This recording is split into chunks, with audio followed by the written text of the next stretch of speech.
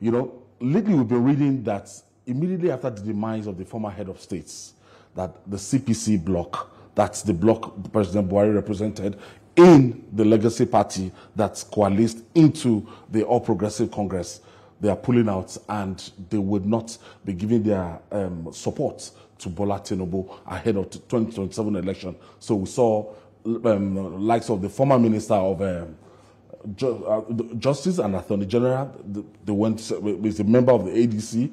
We have some other prominent members of CPC joining the ADC, the new political party. Is this an indication that the power block of the Buhari's legacy party that time, the CPC, might not support Bola Tinubu come 2027? No, that is far from it. We have resolved, even before the former President Muhammadu Buhari died, that we are going to support Aswaju President Bola Ahmed Tinubu to pay back what he did. President Muhammadu Buhari contested in 2003, 2007, 2011, and he couldn't win.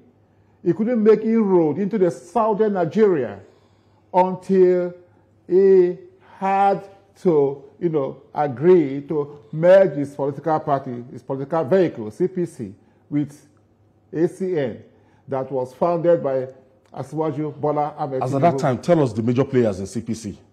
Well, the major players was President Buhari. We had Suleyama, he's from Kano, he's still around with us. We had Buba Galadima, and others. Malami was not a major player. He was a national officer. Just the likes of Tanko Amakura. Amakura was there. Was the governor that was elected in 2011 in Nasarawa State. But if you are talking about players, Malami was not among. He was a national officer, just like me. I was the pioneer national legal advisor, and in 2011 National Convention of CPC, I had to step down because the position was zoned from the north. Yeah, from northwest. I'm from the south. So I had to step down. And Abubakar Malami stepped in. Yeah, exactly. And then I became the national deputy secretary. So he was just a national officer. But the fact that he was appointed Attorney General, notwithstanding, what is the qualification for appointment of Attorney General? 10 years at the bar.